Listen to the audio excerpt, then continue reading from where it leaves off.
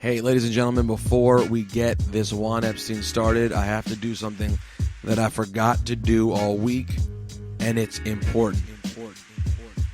Old school echo important. Hey, on a serious note, if you're a fan of the podcast, you ever have been, go to podcastawards.com and vote for Juan Epstein as the podcast of the year in the culture and arts section. You don't have to vote for everything else. You can just go to culture and arts and vote for Juan Epstein. They'll ask you for your email address. Then they're going to send you an email.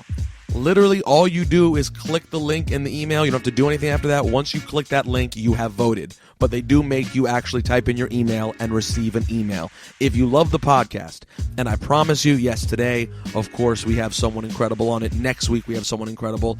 I haven't even gotten to the one that I promised is coming soon that's going to be absolutely mage. That one is still happening. And really just a lot. I mean, I can tell you we ran into Mr. C today. There's going to be a Mr. C One Ep coming up soon. A lot going on. If you're a fan and a supporter, we encourage you. Podcastawards.com. Culture Arts. Vote for Juan Epstein. And I love you. Good morning. Good afternoon. Good evening. Good day. Ooh. Oh. Well, it's really good night, but that's fine. We'll take good day. Easy Mo B is here on Juan Epstein. Early. Whew, early, ready, Yeah. and Ciph not only early but came with snacks. Hip hop is usually late. Right. We know that. Oh, we know that. Now, I want to give a big shout out to our friends over at Bevel. Mm-hmm. Okay, getbevel.com. Ciph, can I just say, You looking at my smooth skin? the skin is smooth. I beveled yesterday. Did you really? I beveled over the weekend. Smooth, baby. Listen, Bevel, if you're not familiar, it's a company that makes an amazing razor for people who have coarse hair, a different kind. Ciph, Puerto Ricans, Jews, black people, we're a little bit different maybe when it comes to shaving. Yep. So if you go to Bevel and you type in this code, you're not going to believe what it is, Ciph. Juan Ep. Hello. You're going to get 20% off your first month at getbevel.com. Clearer, smoother skin. It's an amazing system created for men with coarse, curly hair. Nas is an investor, so you know it's official. So make sure you get over there, get an amazing razor, and support Juan Epstein at getbevel.com, code JuanEp. Beautiful. Now, what should I play here? Hold on, don't. You going to jump right in? What do you want to do? Oh, you want to have a little chit-chat first? A little bit. Okay, sorry, Mo, can you hold on for 1 second? I want to shout You want to out warm up. Okay, go ahead. couple things real quick. Couple items of business. One, there was somebody on Twitter, you retweeted it, of a guy who sent us a picture of a Carhartt store. Yes. But it wasn't Carhartt Girl. And he was saying, oh, Carhartt Girl probably loves this store. No. Carhartt Girl would not go and buy a fucking Carhartt jacket. Carhartt Girl steals her stepfather's Carhartt jacket. Wow, you're so right, Ciph. She doesn't love the brand. And by the way, in the picture, the girl's wearing a matching hat. Come on. No, it wasn't. That's not the one I saw. It was a store. Oh, no. Oh, there was a store. There was another one of a girl in a jacket and matching hat. No. Too much. And if it's a brand new Carhartt jacket and it's looking all fresh and fly, that's not Carhartt Girl. No, you're right. Carhartt Girl is like, her room is a mess, and she just goes downstairs and she just takes her stepfather. It has to be a stepfather. It has to be. Oh, no, there's only a stepfather. Or mom's boyfriend. You know what I'm saying? Borderline abusive. He's definitely an asshole. He's questionable. And she grabs his fucking older, because he does construction or some shit like that. He works on the railroads. Did you say works on what? The railroads. All the live long day? Yeah, all day. Okay. And she grabs his old jacket because she's just running out to go with her stupid friends to go to McDonald's. And the hat she'd be wearing would would more likely be like a hat she bought at the anger management tour. Okay, it's not going to be a matching Carhartt jacket. It's it might be a Eminem Carhartt hat, but then the jacket probably won't be. Exactly. So just to let you know, we're trying to narrow down and stop calling my assistant Carhartt Girl. She hates it. The more you say it, the more they're going to do it. She's not a Carhartt Girl. People are going to be searching for a picture of her. She's not a Carhartt Girl. But if you looked at her, she could have been. If she had bigger, couple things.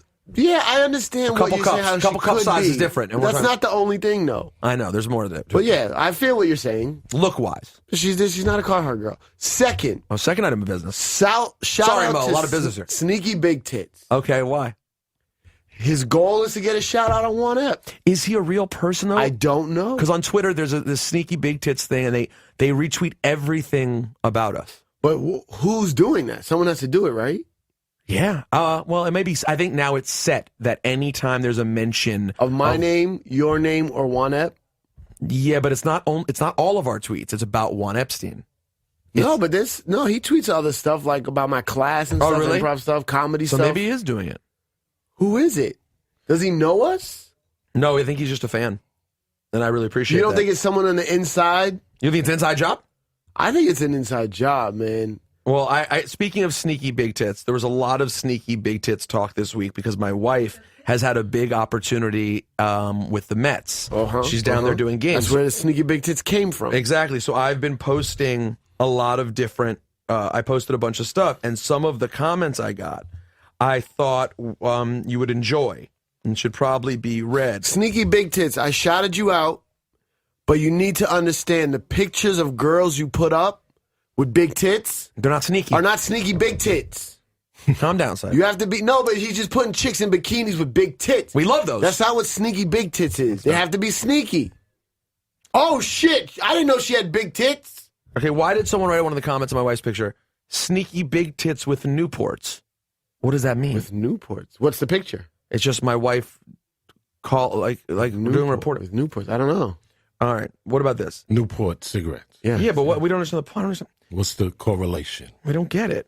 Then someone wrote, Rosenberg Radio, she's definitely banging one of the ball players, getting mage cock. Oh, that's not nice. But what I like about it is that he used my own language to insult my wife, which I thought was nice. Mage cock. Yeah.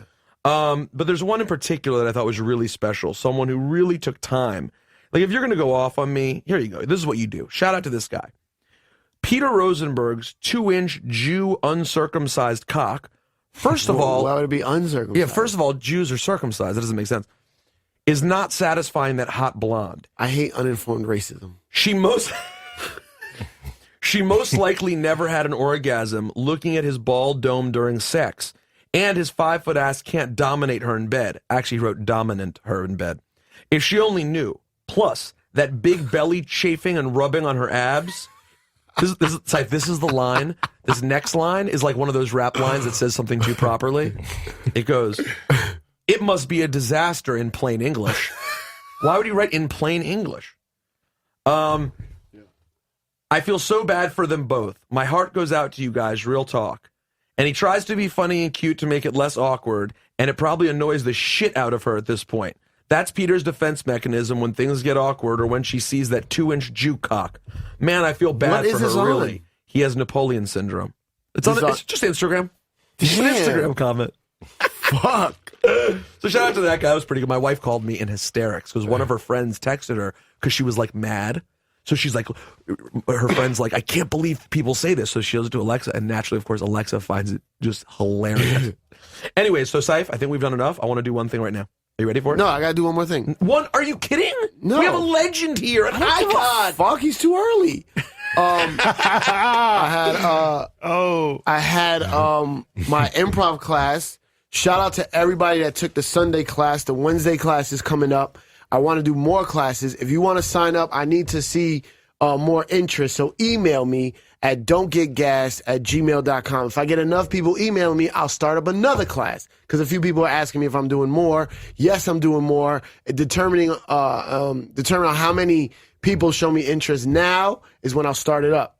So email me. don'tgetgassed@gmail.com. Don't get gassed, GASSED @gmail.com. Email me. Let me know if you want me to do another one. It was fucking amazing. People who have never done improv, some people who've never even seen improv, were killing it in the first class.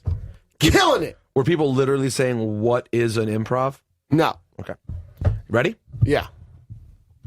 Oh, I gotta put the headphones on? Come out and play. I know we had to do a remix, right? I just made a remix. Niggas is mad, I get more butt than ashtrays. Fuck a fair one, I get mine the fast way. Ski mask way. Easy Mo B is not only nodding like he's never heard, like this is new to him, but like he didn't make this song. Easy Mo B is on Juan Epstein. Thank you, man, for doing this. No doubt, man. We had a very unorganized Biggie tribute last week. And as we were running through the songs, we were like, we need to get Easy Mo B up here. Like, that has to happen. But what was so unorganized about it? Oh, Juan Ep is a very sloppy podcast. part of what makes the podcast special is that it's a little bit off the cuff from two guys who just love hip-hop and just start talking. So when we're talking, Cipha and I are just like, why the fuck have we not had Easy Mo up here? So I haven't seen you in person in a little while, but I reached out, and we're so thrilled to have you. The story for Easy Mo B begins musically, Cipha, earlier than I even realized. Do you know the first credits of Easy Mo B? Before rapping is fundamental? Hey, I don't know. He knows his shit. Is that first? Yeah. You don't know what rapping is fundamental? Oh, you never watched Video Music Rapping Box. is, We've had rapping this. is, rapping is. Who's that by again? Fundamental. Who's that by, Seth? By rapping is fundamental. Oh, what was the group? That was the group, right? That was me, AB Money, and JR. What label? We had first of all, we started out, shout out to my man Sudan Lawrence, first original manager. We started out on Kahafa Records in like 88 going on 89. Kahafa Records. And we had a single called Ain't No Smoke Without Fire, and Big Daddy Kane, we can't say he featured on it, but he did some shout outs on it. And was Kahafa Records a big thing? Nah, it was independent. Indie, a little independent. But in 1990, we got a deal on A&M Records with an album, The Doo-Hop Legacy. And after hip-hop that, jazz thing happening. yeah. Now, a year before that, in 89, my first real true commercial entry was Big Daddy Kane. Which Big Daddy Kane record did you do? On the second album, It's a Big Daddy Thing, Another Victory, and Callin' Mr. Welfare featuring DJ Red Alert. And so Cool DJ Red Alert. So those features are the first moments of Easy Mo B. Yeah. Cipha, are you opening a full buffet lunch today? We'll have some chicken and some cucumbers. I was just listening to the first podcast, and I was like, man, we've come a long way. You know, Cipha would just sit there and eat for the entire podcast. He is a master. He's good at this. Look. And now we're here 7 years later, and you are doing the exact same thing. But look what I'm eating. So I'm supposed to be happy that you're eating healthy throughout the podcast? Sounds way better. You know what? I'll take my victories where I can get them. So where does the story begin before that for Easy Mo? I don't know where you grew up. For me, it began in Lafayette Gardens. We call it LG. LG, Mr. C's from there. Okay. That's right. Mr. C lived on the 8th floor. That makes me believe this is a shitty part of Brooklyn. Listen. Is that accurate? Nah, it was live over there. You crazy? The word live also usually implies shitty. Mr. C is from my building. C and his family lived on 8. My family lived on 11. I'm not going to tell you the letter, but we lived in the same line of apartments. You're on the same line. Right. So I was on 8. I was on 11. C's on 8 when we was little kids. He used to look up. I look down.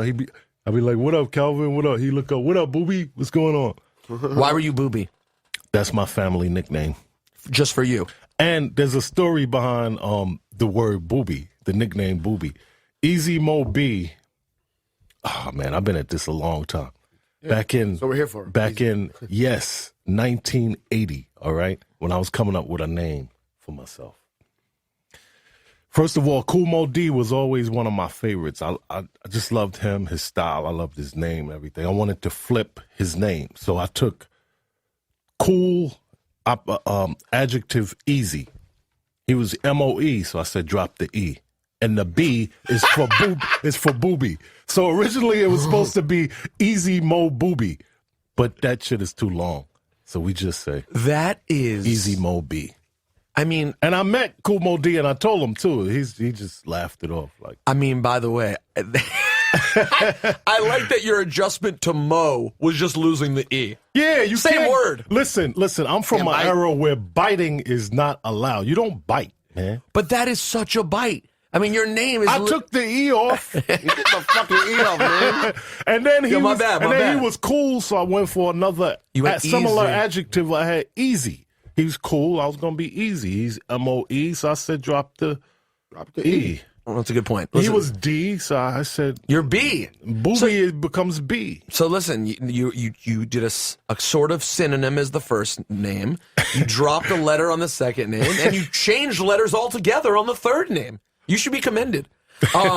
So early, were you a DJ as a kid? How early did it start for you? Yeah, man. The real Easy Mo B is my father, man. I lived in a typical house, 45 stacked up high in the corner. Where are those 45? Hey, man, my father, he still got some of them, but I got most of his You got stuff. most of it? Yeah, I got most of his stuff. His albums, his Pigmeat Markham albums, all of that.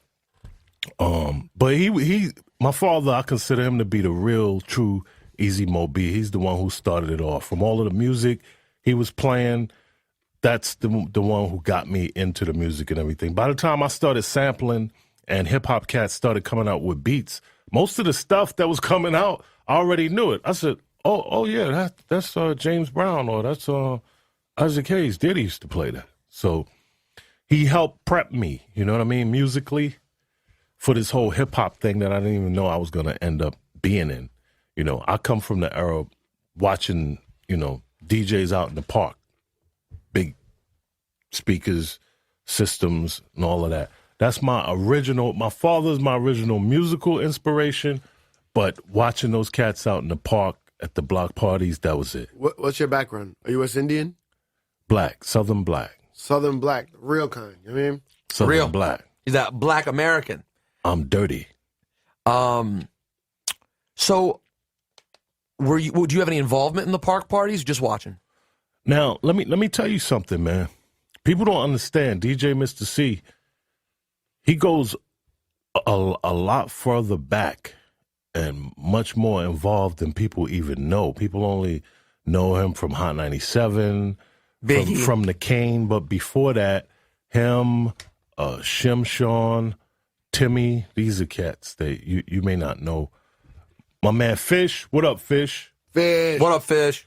They used to all come outside and jam outside in the park and everything. And then he had an older brother named Barry, older uncle named Barry, and his boy Ant.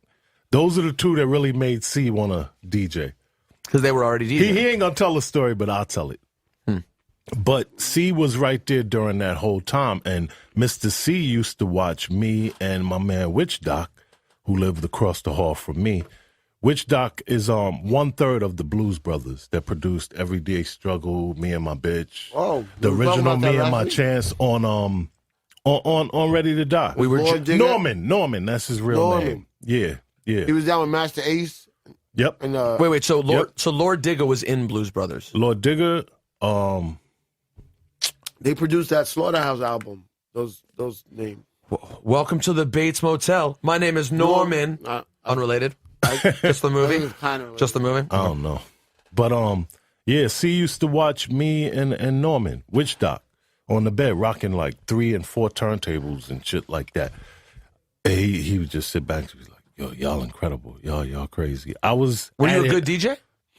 I was always a good DJ. Always. Always. Still are. Always. I'm not a turntablist, but I'm precise, man. I do. You blend records. You pick good songs.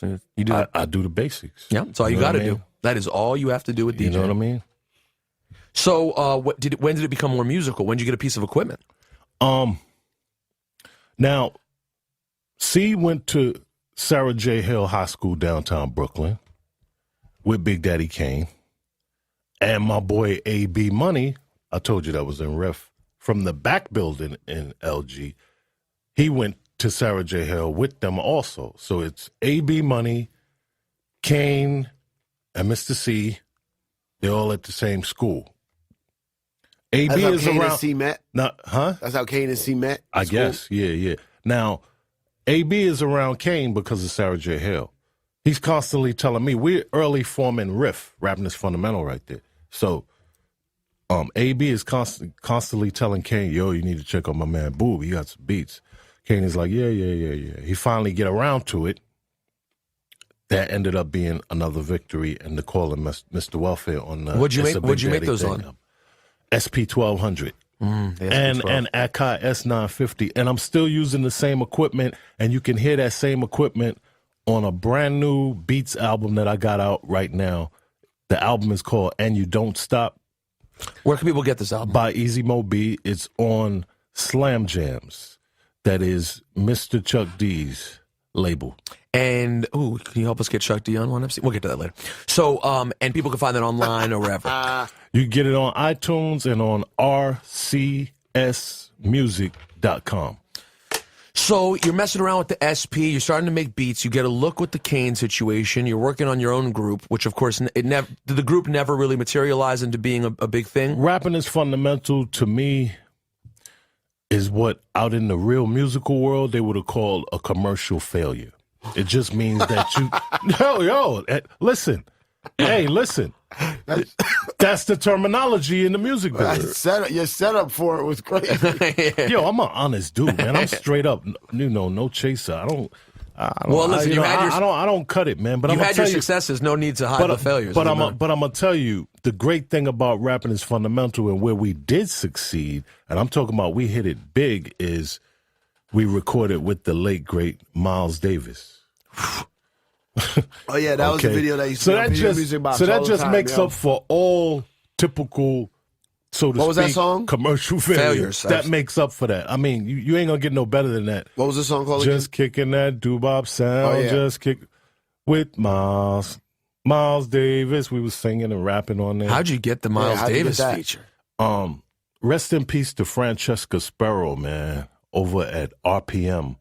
Rush Producers Management. Russell Simmons had Rush Artist Management. But she passed away? And then, yeah. And then she used to work for Puff, right? That's right. But before working for Puff, she was at RPM. How'd she pass away? I have no idea. Really? I have no idea. That's the one. She interviewed me to get a job there back in the day. Yeah, Fran was like the spirit, man. I loved her, man. Oh, wow. For real, I loved her, man. And I also consider it to this day for her to be like what I would say was my best manager, man. Really? A lot of my best opportunities came through that experience being with her over there at Rush. And the Miles Davis project came through there. That's what I'm getting at. Right. So you said, how did it come about? So she comes to me and she says, Boob. She knew me just as well as anybody else from the project. Said, Boob, Russell has been hanging out with Miles, and Miles wants to get into hip-hop. Oh, my God. So I'm going to put together a reel of some of the stuff you did so far and your beats and stuff, and I'm going to send it over to him, see what he likes. Wow. I had done The Genius. This is pre-Jizza. No, you did worse than The Genius. Yeah, 10 songs on You did Worse Pass from the Bone? Nah, I didn't do that one. Wait, I did 10, and my brother LG did like 5. LG, the LG Experience? That's right. That did LL Scratch. And Life's a Bitch. And that's right, the remix and all of that. That's my brother, my blood Life's brother. a bitch? Now, What's Life's a bitch? Nas? Nah, that's not LG. LG, he did the remix. whole Oh, LL Scratch album. Come around my way. But he did a song on the Come Nas album. around my Not way. Life's a bitch. Who did Life's a Bitch? That was The Nas' remix. DJ. No, he did One He did a Love. One Love remix. Oh, he did a One Love remix. One Love remix. But I think he also did an album cut. Hold on, real quick, sorry. The intro, he didn't do that. New York State of Mind, Premiere. Put it on, Big L. He did put it on. Life's a Bitch, you're saying was... I forgot the kid's name, but it's not LG. All right, World Is Yours. No. Halftime. Oh no, that's Large P. Large P did Halftime. That's extra P. Memory right there. Lane. Premiere. Represent. One Love. Premiere. One Time for Your Mind. I hope he didn't do that. No. The Skipperooski He of just the did album. the remix for I don't think for you got- One Love. It's definitely not Life's a Bitch. Shout out to Q-Tip who did the original. Q-Tip killed the original. Yeah, okay, so man. anyway, so he did 5 songs on it, including Pass the Bone. You did 10 songs on the Jizz album, on the Genius album, Words from the Genius. Now, when she put this reel together for Miles, right? A song on there I did for Genius called, what was it? True Fresh MC. I don't know why. She just put that on the reel for Miles. Yo, she sent me to the meeting at his house. We put the tape in. Where's his house? In New York? He was at that time. He was living 88th, but on Central Park West between 88th and 89th. Wow. With the doorman downstairs, like the Jeffersons and all of that. Life's a Bitch was LES. LES. I'm an asshole. Yeah. We go to his crib. He called a meeting and he's playing the cassette that Fran made for him, and he skips a bunch of songs. We get to True Fresh MC, Genius. Skipping and he songs said, on a cassette? He said, What's the worst? no, because he wanted to get to the one that I he know, wanted but to it show took me. forever. It back used to then. take so long, and you'd guess, you'd overshoot it. But I played the True Fresh MC, the Genius joint. He said, that's bad. That's bad. I like that shit. He said, you do that for me? I was like, yeah. It's like he wasn't sure. Right. He asked me 2 more times, like, you do that for me? I was like, yeah, man. He's nodding his head. He looked at me again. You do that for me? I was like, come on, man, let's go. Let's I got work. you, Miles. But I got you. But riff recording with Miles, that was like the biggest makeup for anything that, didn't really jump off the way we wanted it to over there at A&M. Oh, wow. Yo, I rock the mic. At any party and in a place to be. Yo, I'm a true Fresh MC. I'm a True Fresh MC. Listen to this beat. I work real hard to achieve my goal. From building and bringing out my true inner soul, which was once on the downfall and then uplifted. While it I think what he loved about that was the funk, man. Was the what? The funk, man. Miles wanted the funk. Gotta be what I honest, it's mean? not one of my favorite Easy Mo BB. What? By the way, what's the name of the Miles song you did? I produced Miles Davis' entire last album. Okay. Oh, really? Yeah, man. Whoa. Okay, so what was the first one that he did with you guys? What was that called? That song is called the Doo-Bop song. The entire album is called Doo-Bop. Yeah. There it is. Let's see if it comes up here. Oh, here we go. God, we are learning here, guys. Here we go.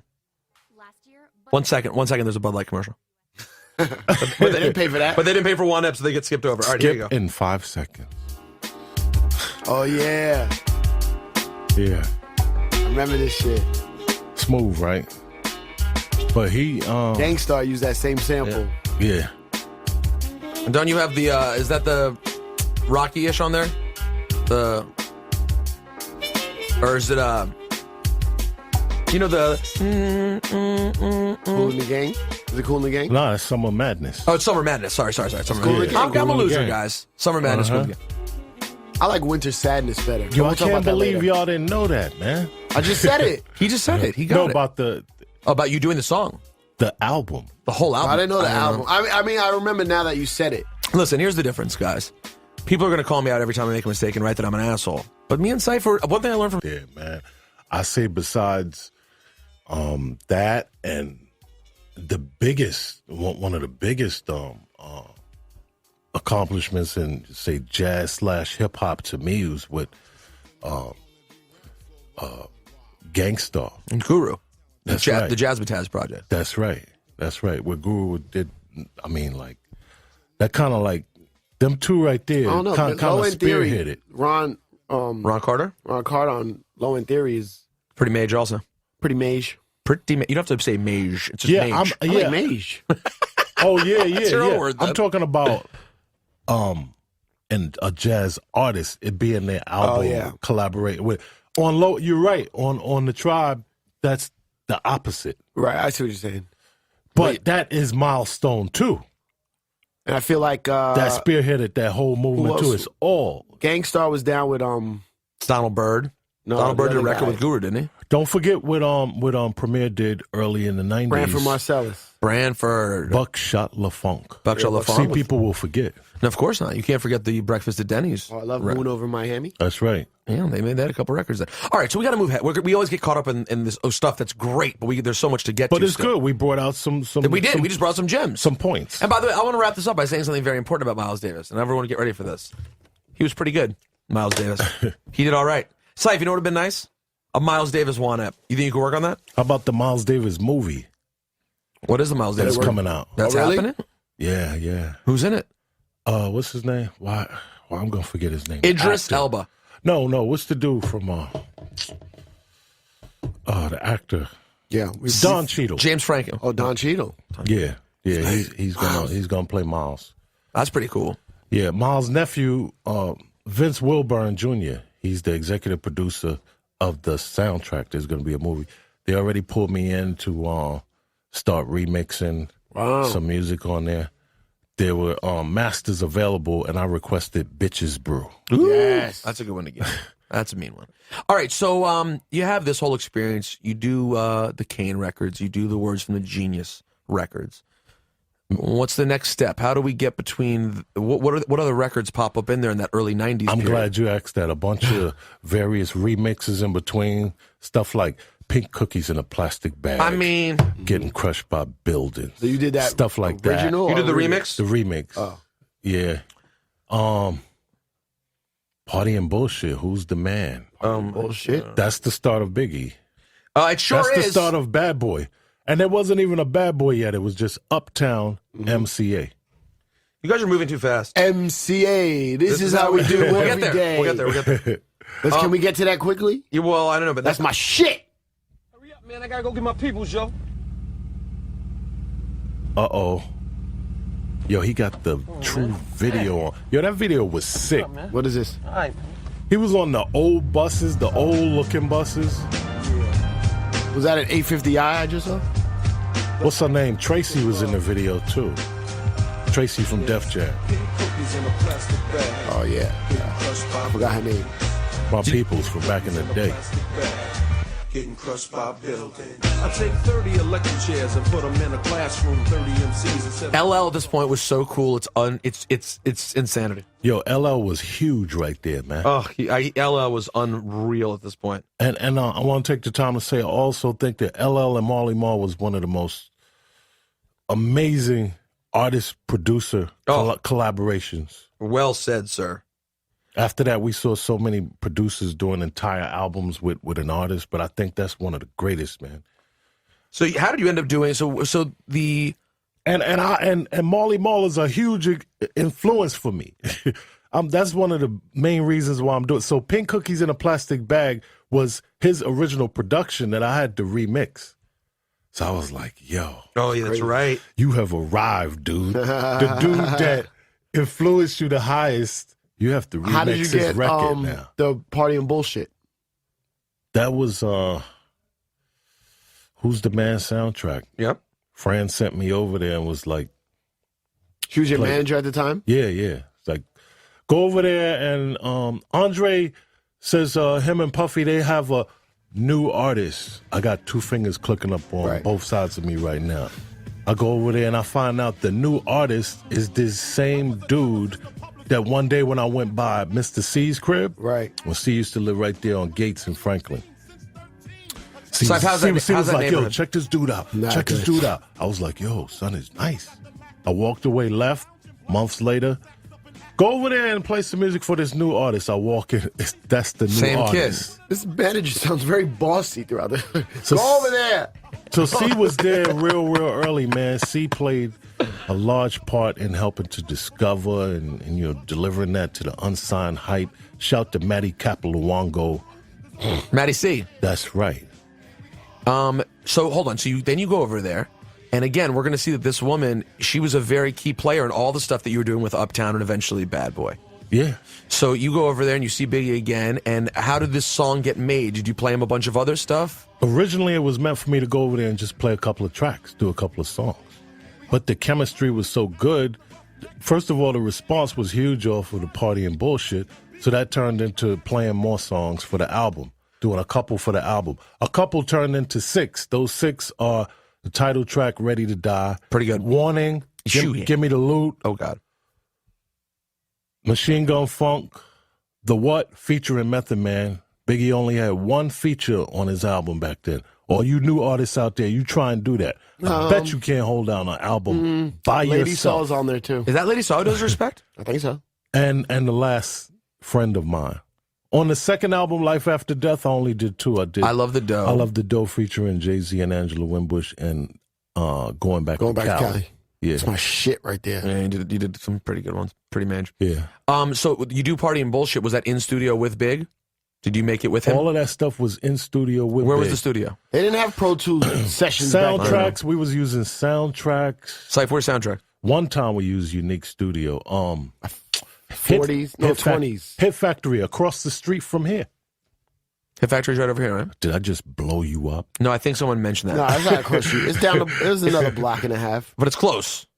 Yeah. Yeah, but in this area.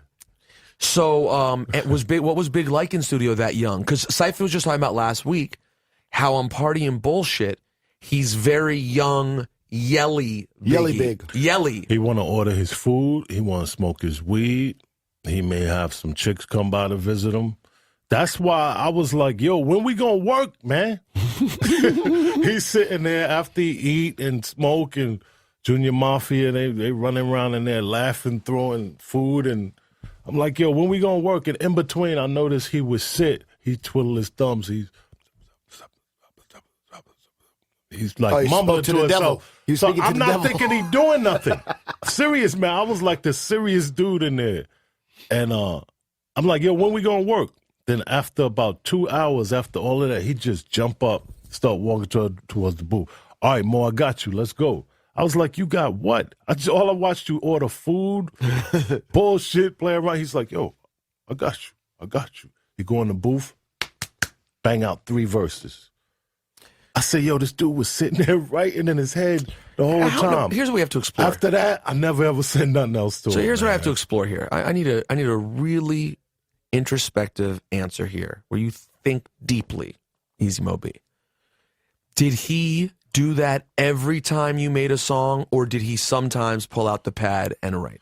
So, there was times when I saw when he would try to use the pad, but most of the times that he was better at it is when I saw him sitting around when I thought he wasn't doing nothing.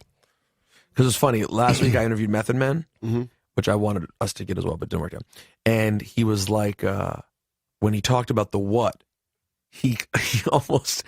Meth was on some shit the other day, but he like almost indignantly was like, yo, by the way, I saw everyone says Biggie never writes shit down. I watched him write the verse. He wrote it in the fucking notebook, which I think is great because even though he loves and respects Biggie, rappers still want everything to be equal. So he did sometimes occasionally toy with writing, but what you think his best work was when he was just memorizing. Yeah, and he was still writing. He just wasn't writing it down. And I remember clearly in like soundtracks, that's like, stock stuff that they just provide for the artist. They put the pads, the pencils there. So I'm saying I would see him sitting there with it and try with it or whatever.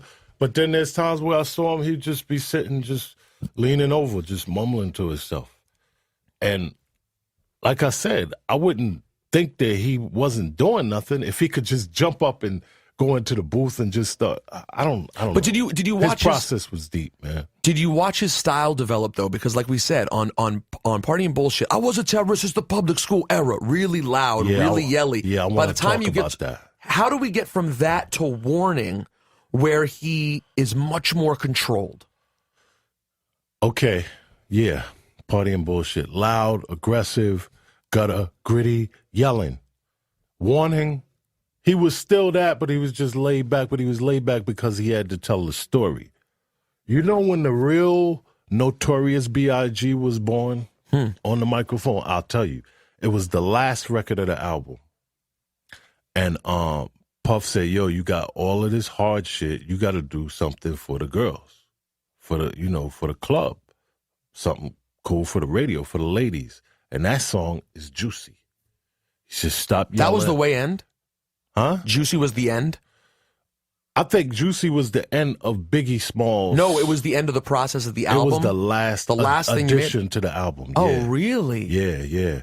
And that's when Puff, when he inserted, the advice that, yo, you gotta stop yelling, man. He's like, yo, you gotta fall back. You gotta address the women, man. It's not all about the dudes and all of this rah-rah shit. And in my opinion, right there is where the Notorious B.I.G. was born. By the way, Biggie Smalls died. That is so interesting because Biggie Smalls, even the name, connotes something totally different to me. Like it's that early kid when they show the pictures of him wearing the sweatshirts. Like a totally different thing than by the time mainstream America was like, a rapper Notorious B.I.G. Exactly. There's a huge gap there, and it's interesting. First of all, and it really shows you Puff's value in 1 second. the importance of having that one guy who may do some other things that we're like, oh, we don't know about that, but is the guy who goes, you need to make a song. That's artist development, and that's what's missing today. For real. Preach. I mean, we gotta be honest about it. People talk about Puff all they want to, but that's one of the last examples of what we would call artist development in this business going on. Somebody who was a mentor, somebody with advice, somebody who would pull the artist into the rooms to look, no, you can't do that. And take that off. And put your hat side like this, like, yo, just calm down. That's artist development. We don't have that no more. Now the artists decide everything themselves, and right now the artists think they know everything. That's why there's a lot wrong with a lot of the music, because the artist, he will record his own shit, he engineer his own shit, he master his own shit, he's gonna promote his own shit. Did you know when you're in the process of making this that Biggie's that good? Like, were you I knew really he aware? was real good, and I knew he was going to make a lot of noise, but I had no idea he was going to be as huge as he was. I thought the dude that recorded with him and we did a song together, I thought that dude was going to be way bigger than him, Tupac. Oh, you thought Tupac was going to be bigger? Running. I remember him. Running. Originally, that was produced by me, by Easy Mo B. There's an Eminem remix, but on the original version, it was Biggie, and there's more people that was on that record. You felt when you saw Tupac, his presence was bigger? Nah, it's just something about Pac where, I don't know, I just thought that he was going to be a bigger, more out-of-here artist. First of all, because Pac was doing movies. He was doing movies. His mother had that lineage to the Black Panthers, and he had a look. He had a lot. Yeah, and then it's just the fact that he had started doing movies, and I was like, yo. So wait, when did you make this Runnin' record originally? We did that after post Ready to Die, pre Me Against the World. Pre Me Against the World. If you can figure out that middle period little window right there, yeah. It's like what did you have, like a year and a half? Between 94 and 95. And 95, halfway through 95? Ready to Die was out. Yeah. And was he around before that? Did you ever see him around before that? First time I saw Pac, that's how I met him, was at the Budweiser Superfest, because me and Riff, we was tagging along with Kane. Kane had a show, so got SWV, Keith Sweat, all these different people there performing, and Kane was performing too. In Madison Square Garden downstairs, they got a long strip hallway, like for the backstage. Mm-hmm. So we just happened to be walking towards each other, and he was like, yo, I've been looking for you. I want to work with you. Just like that. And it happened. And then he told me, I'm here in New York. I'm recording, I'm filming Above the Rim at the Rucker Park. Mm-hmm. He's like, come up. Come Damn, on my Pac got trailer. a lot done during that period. I know. He said, I get breaks. He said, come in the trailer, come and play me some joints. First joint I came to the trailer and played them, ended up becoming Temptations. Yo, Mo B, drop that shit. Yeah. And then the other stuff that we did ended up being If I Die Tonight, Straight Ballin', My Block that went on the show. Yo, I am such a My Block fan. You know My Block? No. But that's the night, the Superfest night. That's when Biggie and Pac came out with Kane, right? And did the Where Brooklyn At? Gonna do it like this. Where Brooklyn at? Yep. That was that night. Oh I was there. I was there. The night I was on stage. of all nights. I was on stage. I was on the side. What you gonna do with it, Pac? Oh, here's a terrible remix of My Block. They have screwed. What they have? You know why? What do they do to your songs, Easy Mo B? Why do they do this? I don't know, but you know why I like to continually tell this story? Because everybody always push the negative. I always like to let people know there was a friendship period. Oh, of course. Between Big and Pac. You know what I mean? And I was there, and as a record we recorded to prove that. Shedding tears, reminiscing on my past fears, cause shit was hectic on me last year. It appears that I've been marked for death. My heart was breath, the underlying cause of my arrest. My life was stressed. It's funny, when I think of the great Pac, like with him at his best, it's actually songs like that. It's interesting. It's the songs where he shows control. Pac and Big both loved yelly mode. They both loved going like Pac. Different yell, though. Different yell. But I like Pac. I think Pac is a really great MC when he slows it down a little bit. For whatever reason, the records that I love aren't as screamy, even though I know a lot of people love his screamy records. But Runnin', were they together in studio? Together. Where was the studio? We were in Unique Studio. That they're working on that building right there now. They're doing some redevelopment. 701 7th Avenue. Is the original? We were in Studio Unique C is where you got on the shot, 10th right? floor. That's the studio you got shot? No, that was Quad. Quad. On the next block. Where's Unique again? Unique was 47th and 7th. Quad On is 47th or on 7th? Quad is like 48th and 7th. See, Right, but it's on 7th. Yeah, at the corner. Where's Unique? Next door to that old Sbarro's. Remember when Sbarro's Oh, was yeah, right yeah, there? yeah. Oh, yeah. Yeah. Remember that? Mo, is this it? Yeah, that's Running from the Police. But that, Is that not yours? it's a different mix. It's not- But this is closer yeah, to the that's original. the record, though. Yeah, that's not a Mo B snare. Nah, it's not. Did you like what Eminem did with it or no? I like the song. You pause, nigga. You pause. Got you. Yo. Nah, did you like? What you think? Shady, Eminem, what up, man? No offense, man. Definitely not, man. It's all love. No, I like the song. I just wondered why Stretch came off the record. Dramacidal from Outlaws came off the record. There was more people on the record. Well, I can tell you. Why? Do you want me to explain why those people came on? Made it. They made it. They're like, let's simplify this whole fucking thing. And we have a Tupac and Biggie song. The record was huge, man. The Eminem mix was huge. Stretch What nice? can I say, man? Was Stretch good? Stretch was good. Stretch from the Live Squad. They were on Tommy Boy. Right. Didn't we talk about Stretch last week? Yeah, a little bit. I always hear about him and who he was, but I never heard his music. Like, was he a good rapper? Yeah. And what the Live Squad was other rappers or just... Yeah, he also appeared on. I got a chance to hear the Masters for So Many Tears. He got a verse on there too. Oh, really? That you don't hear on the record. But I did a remix to So Many Tears that never came out. It's got his verse on it and everything. And Live I Squad might want to hear that.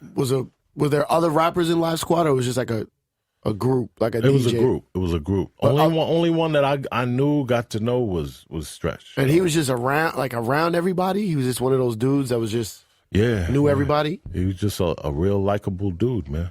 Hey, Ciph, can you remember the exact spot that we're in right now? Yeah. Because I want to pause for a second to tell you about something. Okay. Is it like that awkward pause of when Easy Mo B said he didn't like the Running remix? That is not what happened. That is not what happened. No, that was my record and everything. It's just somebody did a different mix. No, it's of course you're gonna feel that. Listen, guys, want to give a big thank you to our friends over at Bevel. You know? Oh, is that what you're about to talk about? Yeah. Okay. GetBevel.com. How you spell Bevel? BEVEL.com. Like on your watch. Now, no, that's a bezel. Bezel? Yeah. Oh, I'm wrong? Yeah. You go close. You were close, Easy Mo. Mo, leave the sponsoring to me, okay? No, so, Ciph, I will say this. Yeah. You, for a long time, looked like a fat, disgusting schlub. Right. Like almost with like a caveman type of facial hair. You like a hobo, but way worse? Like a hobo who'd been Just wearing some kind of newspaper underwear.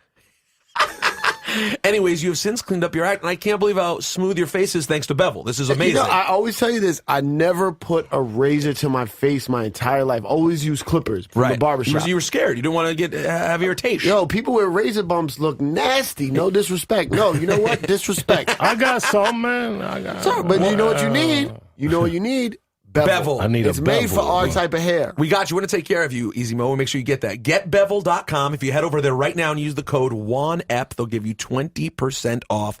Incredible smooth skin. It's meant for skin just like yours. Go to GetBevel.com. The code is WANEP. Listen, if Nas is an investor, Ciph, what does that say? Babyface Nas? Thank you. So big shout out to Bevel. Thank you so much. And go support them and Juan Epstein. Now, we were in the midst of talking about the Tupac Biggie Running record. Was that the only time you were with them together? Yeah, that was the only one record that they did together with me. Yeah. And that we were all together, yeah. It is weird to realize, though, how many songs they did together after the fact. There actually is a more than I realized. How many? 4?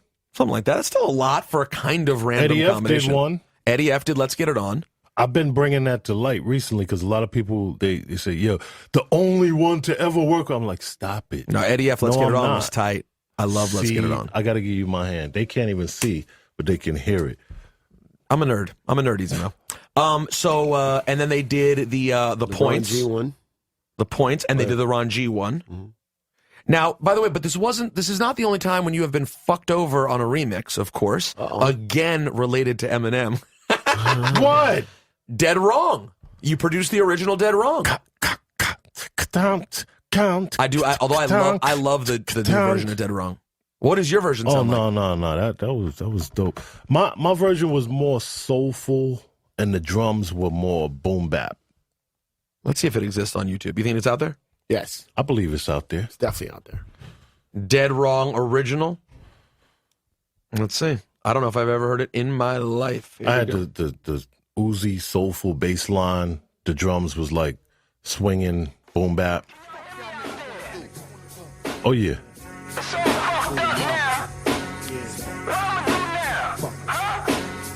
Somebody put that on top. Yeah, that don't belong. You're dead wrong. The weekend is strong. Who got it going on? You're dead wrong. Relax and take notes while I take totes of the marijuana smoke. Throw you in a choke, gun smoke. Nicky Smoke for mayor, the rap slayer, the hooker layer. Motherfucker, say your prayers. Hail Mary, full of grace. Smack the bitch in the face. Now, in this case, you really like the Dead Wrong remix? No, I like the remix. You like the remix? Yeah, the remix is pretty good. And no denying that. What I also like about the remix is that pretty good. What I also like about the remix is that on the master tape you have the original elements that's there when they bring everything up. They kept my scratches. That I don't care what nobody's that ain't right. You're dead wrong. I don't care what that ain't right. They kept all that. Yeah. Did you get paid again for that? Scratches? What do I want for scratches? I don't know. Scratches is a part of your production, something that you do. Do you get paid when someone takes the run in acapella and makes a new version, or do you get nothing from that? That's different. That's the vocals. Right. That's what I'm saying. Do you get nothing for that because it's the vocals? Who uses it? What do you mean? Like, so when Run In got remixed, yeah, Easy Mo produced the original. Do you not get anything, or do they? No, yeah, he does. You still get he's something. A writer I have to. Yeah, I'm a writer. Because you're a writer, so you still get Take paid. it from the song, yeah. But in the case of those scratches, man, I was honored. I liked it. I still sit back and I smile when the Dead Wrong Eminem remix come on. I love People it. hear the scratches. I'm like, they don't know. Those are my scratches. Wait, did you do any other scratches? Did you do Ready to Die? Yeah. Some good ones on there. C? No. C did Give Me the Loot. C did the scratches on Ready to Die and Give Me the Loot. Give me the loot. I'm a bear. C did those? Yeah. I told you that. I didn't know that. I told you that last week. I don't pay attention when you talk. I'm a bear. That's C. amazing. Yo, That's C. Let's talk about Give Me the Loot. Yeah. How was Biggie, his recording, the double voice situation? How did you guys, just tell us about the process of Give Me the Loot. I thought that was one of the, oh man, that was so dope. Who's going to think of that? To create two characters from yourself. I'm going to have one octave lower, then I'm going to have another one like pitched high. And Did he say he was going to do that, or he just went in the booth and started doing it? He just started doing it. I was like, this dude is crazy. He was and like, when you think about it, he did it 2 times. He did it Warning. on, that's right. He did it on 1 and 2. Yeah. Yeah. You're very right, Ciph. That fresh face you have from Bevel's making you smarter, too. It's letting the knowledge come out. You're right. through the You're just pores. dropping gems now. That is, so you're just sitting there and all of a sudden he's like, motherfucking right! And you're like, who is that guy? And Who's in there with them? the crazy thing is, right after the record was made, I would go like out in the street. I'll be somewhere, right? And Cass would ask me, yo, who that other dude cat on the record? I say, yo, that's him. That's him. You know. Crazy. Unless it's the movie The Show and Puff does the other character's part and it's terrible. No, it's not terrible. It's fine. It had to be done. You had to someone else do it. In the Warning video, too, he's the other guy. Yeah, he's the other guy. He loves playing the other guy. At this point, when you're doing this, was the relationship good with Puff? Because eventually things with you and Bad Boy end up not, you ended up stopping working with them. You want me to tell you why? Yeah. I know. I read why. That you said in an interview in Scratch Magazine. It was over some credit on Flavor in Your Ear. Yeah, that you hated that Puff took like first credit. It says produced by Puffy, Chucky Thompson, and Easy Mo B. And Right. you're like, it should say produced by Easy Mo B. Would you have been cool if it said produced by Easy Mo B with? I produced the original, and then this was a remix. But here's the thing. The remix is the same. It's producing is not making the beat. That's why. Producing a record is not. In hip hop, we take the term producing as making the beat, but producing a record is way more than making the beat. I'm just giving you the other side. But what if you produced the record and remixed the record? Now, hold on. Which is what I did. Were you there when they put the other artists on it, on the remix? Yeah, I was there. Okay, well then Puff's an asshole. Wait, you were there. You were like, did you help with the Biggie verse and the Busta verse and the LL? I don't handle people's verses. They do their vocals. I do the music. Well, that's what I'm saying. So Puff could argue though that he's there being like, nah, let's try this. Oh yeah, he was involved in that way. Like LL, I want you to say blowticious, and LL's like, what the fuck is blowticious? And he's like, trust me. But when Pete Rock did the remix to Shut 'Em Down, it's remixed. Yeah, but there's no other understand? elements though. He just did the beat and took the vocals and put it on top. Come on, man. Yeah, come on, man. He's giving you the other side. He's just trying to argue the other side. Come on, man. Aww. But it worked. I just say producing a record is way more than if it's a record like that where there's a lot of other elements going on. Okay. Well, someone had to get Rampage's verse together. It's like producing a movie, you know. It's not just one. Yeah, but aspect still. of it. But hold on. But here, I agree with you, Ciph. But here's the thing. But what would you have done? Here's what it should say. What would you have done? Credit wise, what would Flavor in Your in remix? that situation, what would you have done? Argue if I should. You hesitated. No, I'm thinking if I You should. hesitated. Nah, you did it to me hesitated. earlier. You hesitated. I'm thinking that's different. I would. But did you never worked with them again after that? You're saying, or you had an argument with? I don't know the story. That's why. Yeah, how bad did the argument go with Puff? Well, it wasn't really an argument. I just think that, and this has always been my opinion, maybe he didn't like me approaching him on that, but I don't know. I just felt like I needed to speak up and say something about it. Well, what did you? In my opinion, I didn't see nothing wrong with it. What did you do? I don't know the story. Well, I was approaching the credits as it read. Right. Produced by Sean Puffy Combs For the remix. Chucky Thompson, and Easy Mo B. Right. That's what it said for the credit to the Flavor in Your remix. You believed it should have said produced by Easy Mo B. Would you have said with Chucky Thompson and Sean Puffy Combs? Well, Chucky Thompson sat high atop a file cabinet and watched me do it. Well, that is not easy either. I mean, how high was the seat on the cabinet? By the way, the remix was done in sound on sound. I remember that clear as day. It is. Is it the greatest remix in hip hop? I mean, it's right up there in the top. It's the top 10 hip hop remix of all time. I let other people decide. Well, I'm the decider, and it is up there, my friend. That remix is. But you know what? I just want to say this throughout the whole controversy thing, because there's been a lot of stuff about that in the press over the years. Puff, if you can hear me at the sound of my voice, it's all love. And you know me, you know I was more different than anybody that you ever dealt with. You know that I would approach you, I would say something if I wanted to question something. When others would sit back and they wouldn't say anything, I was that one, and I would do that. So do you regret? It's all love. Do you regret it? There is no love, huh? Do you regret it? I don't regret anything in my life that I've done. You stopped working with them after that? It's not that I stopped working with them. Maybe I didn't get called right for a lot more stuff after that. But then you still did Life After Death. You did 2 tracks. Yeah. But that's because Biggie loved your track. I feel proud that I was there to help. I think it's okay to say that. Build. Yeah, absolutely. The foundation. I'm a brick. No, many bricks. To the foundation of, what was started there. You know what I mean? So yeah. No, but I'm serious about that, man. It's like I don't hold on to things for years and stuff. This has been stuff that many people have spoke about, heard about, seen. Yeah, I didn't even know about it. Listen, I'm not one to run, hide. I'm not gonna sit here and stutter, cackle. Yo, it's all love. Puff, I'm still that same dude. You want to work? Let's get money. Whatever. Have you seen him? Last time I saw him was at the Notorious movie premiere. Was he cool? He was just moving fast. We didn't get a chance to chop speak it up. He looked at it, we waved with him, but wasn't That's yeah. What is the sample for Flavor in the Year? You know what that is? Now, why would I tell you that? We need to know. That's what this is. I'm about. not gonna tell you. Why? Is it not cleared? Oh, it's not. If it's not clear, it's something so small. Okay. That is it more common? You don't need to know. Okay. Is it more common than we would think? Is it like a record that we might have heard, or is it very rare? It's very rare. And it's one sound that you played over the SP? Yeah, basically transposed, high and low. I have in my possession, not with me right now, but at home, I have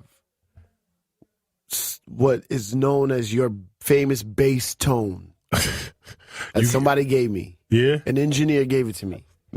Excuse me. And it's the same bass tone from that song, from Lost Boys, and basically it's just boom, and then played over the SP12.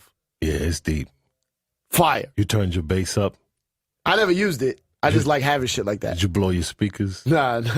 Which Lost Boys records did you did? Lifestyles of the Rich and Shameless. The Jeeps, Coupes, like Beamers and the Benz, and cool. Is This the Part? I mean, this song right here, guys, the moment this was in New Is York. this the part you take my heart and wipe your feet on? That's a what's that original? What's that? The group from England, Loose Ends. Got my mans that put me on, you know what I'm saying? One shout out to the Uptown. Hear the bass? Come in. That. This is how we do it. Funkmaster Flex used to love this record. What? For man. what? Used to? What do you mean used to? Oh, man. I have that bass tone. Yo, the dude was like, it was like he was selling me crack. He was like, yo, come here. He smoke beat bass tone. I was like, what the fuck is that? Well, let's not play it. Who's the best? Who's the worst in this here rap game? For those that claim to be the best, I tear them out the frame. I'm representing, putting Queen. Do you realize, do you take a moment ever still, play that loud, and be like, God damn it, I contributed to this thing? I mean, I go back and I listen to stuff, but I'm going to be honest with you. I try to stay away from a lot of stuff that I make. Why? Why not just, I would just listen to it all day. I listen to it, but I don't listen to it too much. But do you feel good when you sleep at night? Do your contributions affect that you did? I mean, you accomplished major things in this game. Oh, yeah, man. Warning? Warning is literally played. And Warning's like I Love Lucy. It's playing at some point in the world at all times. Like it's one of those songs. You know what? I feel like, I hope, the same way a lot of the producers that revolutionized music like Dr. Dre to Marley Marl to, all of the cats that come before me and laid the foundation, I feel like I always wanted to be one of those cats. I always wanted to have a profound effect upon people like that. And I think I've done that. That alone right there, that makes me happy, man. That makes me happy. Is like cats that come to me, and it surprises me sometimes how young they are. They like, yo, you the reason why I make beats, son. I'm like, and you had a sound. That's enough to give you a good feeling right there, because that's a kid that was in the crib studying, trying to make beats that wasn't out doing stupid shit and getting caught up into something, man, What do you think's the main, if you had to choose one, the definitive beat that you're like, yo, this is what people should remember me for, was this? Which one is it? Flavor in Your Ear. Had to be. And believe it or not, probably second to that, one of my favorite beats. This is just because of all of the work that went into it. If you really sit and you listen and you dissect this beat, you would understand how much work went in. Everything remains raw. By the way, I forgot about that. If you really sit and listen to to all of the tiny little things going on in that beat, it's like, yo, I'm giving you. By the way, I need you guys to do me a favor, and I say this with all due respect to both of you. Everyone stop talking for a long time. When you were just talking about his sound, Ciph, that bass, I literally almost was like, do you do anything for Busta? Yeah. Because everything remains raw. it's a party. It's a party? It's a party. Oh, no, sorry, I was thinking Let's something get it on tonight. No. But this right here, guys, you keep changing things, and I don't know where to go, but this right here, it epitomizes what that sound is, like that bass that you just talked about. Yeah. It's the bulk of this. It's... Oh, yeah, it's pretty deep in there. It's Word. Go high, though. Fire. That bass You know you're what's talking funny? about, though, you want to hear that at its best? Listen to Get Down by Craig Mack. Oh, yeah. Listen, shout to What's Bob funny, though, is Basie I would not- Brockman, engineer. I would not pick that beat. If I heard that beat in a beat tape, I would not pick it. Which one? Everything remains raw. Even though it's, and then you hear it, it's such fire. Well, you don't see, I don't even hear Buster on that beat without actually hearing him. It's so mellow and calm. Yeah, but this right here, I think, Get Down, Craig Mack. Listen.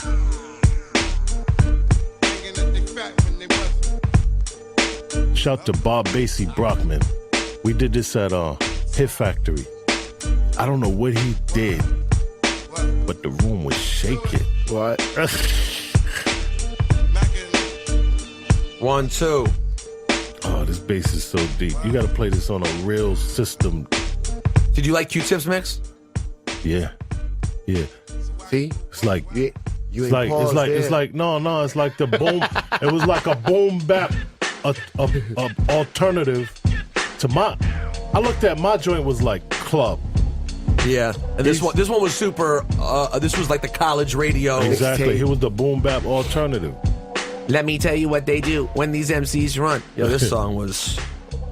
I think it's really amazing. I think a lot of our listeners, and tweet me at Rosenberg Radio or at Cipha Sounds, I wonder if they're having the same experience I have, which is know all these songs. I remember that you did all these songs. Didn't kind of put together how much you can tell that they're all you. You know what I'm saying? Until you have it in this kind of conversation. There's some kind of signature stamp. What are you doing? Why are you doing that? I like doing this noise. This is live radio.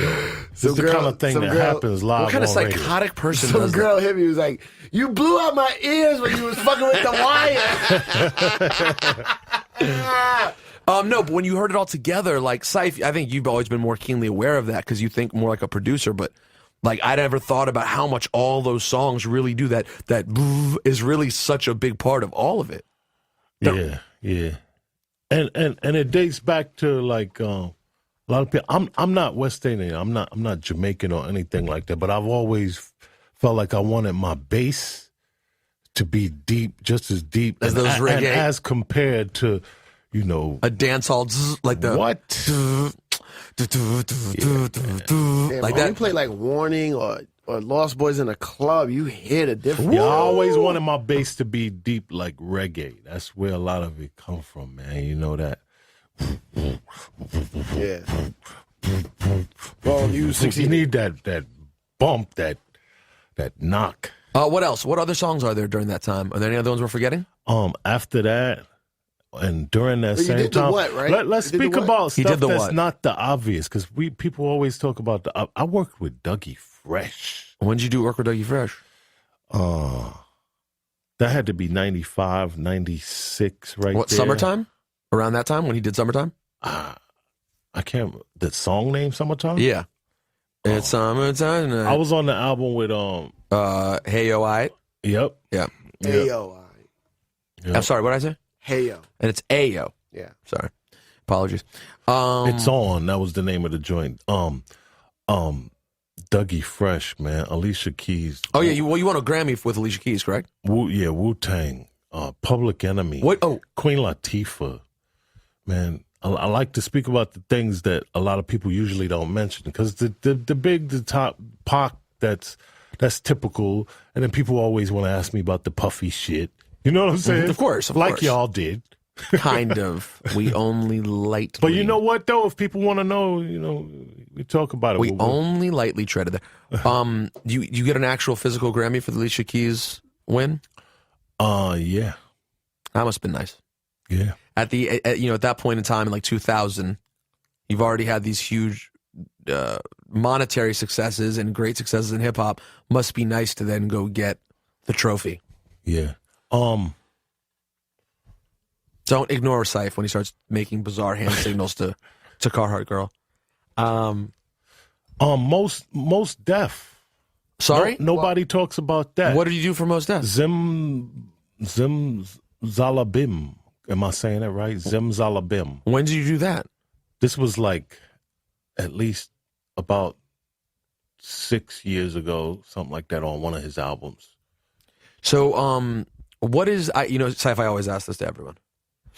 Do you know what I'm going to ask? Yeah, you gotta ask about his money. Oh, come on, man. The best check. What's the best one? Of all the checks that come in, what's the best publishing check that comes in? Is it just the life after death check? Has to be, right? I mean, yeah, that's the more popular stuff. The biggest. Maybe that's the reason why that's the stuff that people always refer to, because that's the meat. I mean, that's the meat. That is the meat, right? That's a great way of putting it. Yeah, of the bulk of out of all the stuff that I've done. Yeah. I mean, I'm sure you live a nice, comfortable life, and I'm sure that all right. And that life is afforded a lot by that Ready to Die work. Is that correct? I mean, that has to be I'm true. all right. And I mean, life after death, I'm sure was a nice one too. I'm not gonna sit here and say enough to have people waiting for me downstairs. No, of course in the building. not. We're not going to say that. I'm all right, but you're good. I'm good. You don't have to be hustling around. Nah, you work when I wouldn't do that anyway. But I mean, you work when you feel like working. When you said hustling around, I mean like selling drugs. No, I don't mean selling drugs. Stuff. I don't think you're gonna be doing that anymore. Oh, never ever. No, that doesn't seem very much your personality. But I just mean in terms of like even having to scrounge around for music work. If like you had a time when it's dry, do you need to go do work, or can you just chill out and wait for these publishing checks to roll in? Well, I think that in this day and time, it's not even about waiting around. Like, you create your own work. It's just like when this Miles Davis movie was being made. Immediately, Vince Wilburn is Miles' nephew. That's my boy. I went to him like, yo, what's up? It's like, oh, yeah, no doubt, Moby. So I'm remixing Bitches Brew. It's just like that. It's like sometimes you got to create work. You actually do. You have to create work. What Wu-Tang records did you do? I can't remember, but I know the song. Take It Back. Yeah, from 8 Diagrams. 8 Diagrams. That was a good joint. On a slept-on album that had a bunch of good joints, honestly. Yeah, people sleep. Yeah. People slept on a lot of the late Wu-Tang albums, in my humble opinion. Yeah. The sound changed a lot since their era, so, a lot of people fronting on boom bap, or what you would call real hip-hop. They fronting on it. Because, times have changed. But I got to tell you something. This is hard for me to admit.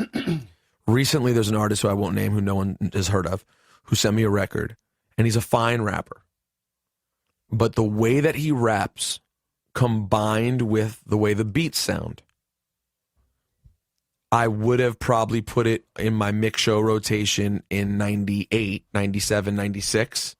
Now, it's so plainly just like that to me it does feel dated and doesn't pique my interest the same way. It depends on. And I know people wouldn't want to hear me say that, but sometimes when you hear something that's just completely straight ahead, boom, boom, boom, boom, and rapping about you have to have your own spin on what you're doing. Yeah, but it depends on how you do it, though. It depends on how you do it, because you could say that, but at the same time, like when he did Bound, it's just a sample.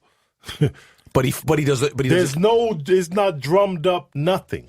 Oh no, believe me, I know. I play that Ponderosa Twins record. But it's a crazy record. It's done really well. And there's a lot of records out here like that, and Well, what about Bronson, Strictly for My Jeeps? Now that's a totally straight ahead boom bap record, but I loved the record. But Bound to doesn't sound like a 90s boom bap record. No, but it is just a straight ahead. It's a sample which is played. It's that gritty, you know what I mean? Samples I understand. Type stuff. Yeah, I understand the sample part, but not.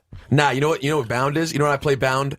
when I'm DJing my 45s, you play the bound with the Ghostface La La La Delphonics record.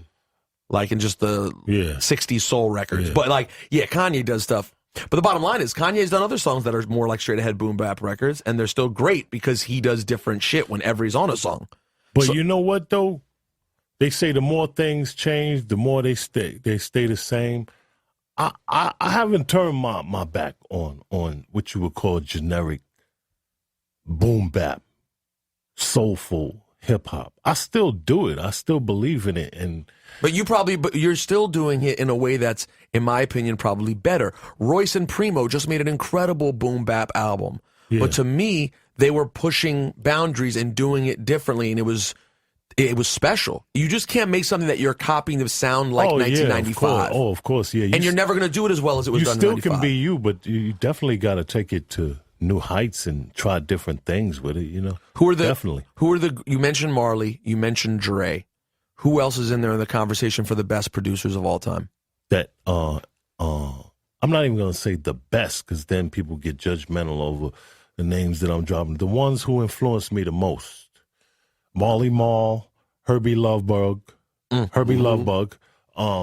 Howie T, The Bomb Squad from Public Enemy, the early production that Jazzy J was doing, you know, stuff like that from that era. And then after that, the Primos, the Pete Rocks, the Diamond D's, these are the people that even still to this day that continue to keep me inspired, man. You know? And of course, we can't do things exactly the same way, but the basis to that, I'm not leaving that, man. That's me, man. Mm-hmm. I'm going to flip it on you 2015. Exactly. But that's the basis for me, man. I mean, listen. And you can hear me flipping that 2015 and taking those chances and transforming it, taking it to different heights on that new instrumental beat album that I got. He's actually out. pretty good. I knew that was coming. I felt it. I said, "Oh, this is about to be called nice and You Don't Stop." You'll hear that. Like, see if this comes up. Play Bad Meaning Bad. Is this off your album? Yep. The new one? Yeah. All right, hold on. Slow down, Easy Moby. I gotta find this. Here we go. I'm gonna pull up this little sample. See if I can get on YouTube. It might be labeled under "And You Don't Stop." You're saying? Oh, hold on. I was actually going to. I don't know why, but sometimes they don't. On YouTube, whoever uploaded it, they didn't. And You Don't Stop album. Is there rapping on this album? Or it says explicit. Bad meaning bad? Yeah, play it. A little snippy snip. Here you go. He's bad, meaning bad. Believe he's the baddest. Not bad, meaning good. Believe he's the baddest. Nautilus. Good work, Ciph. Never go wrong with Nautilus. Never. Never what? Can go wrong with Nautilus.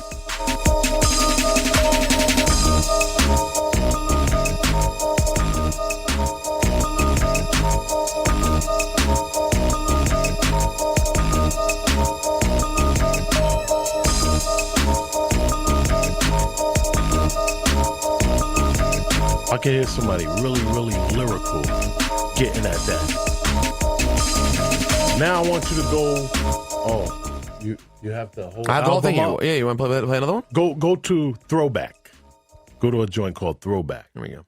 It's off the Easy Moby album, And You Don't Stop. Wait, is there stopping involved? 0.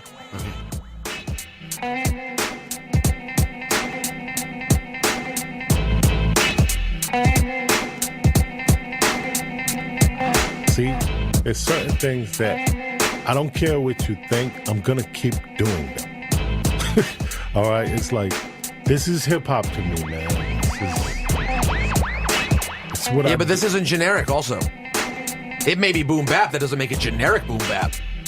Not every bit of boom bap is generic inherently just because it's boom bap. So some people send me stuff that's just like, they literally just jacked what a Primo thing from 98 was supposed to sound like, and that's what they send me. Yeah. Not enough. Play Fix That. Real quick. Fix That. Just giving you taste here of the Easy Mo. Wait, is there stopping involved? You see that we're not stopping. Okay. And you don't stop. Hold up.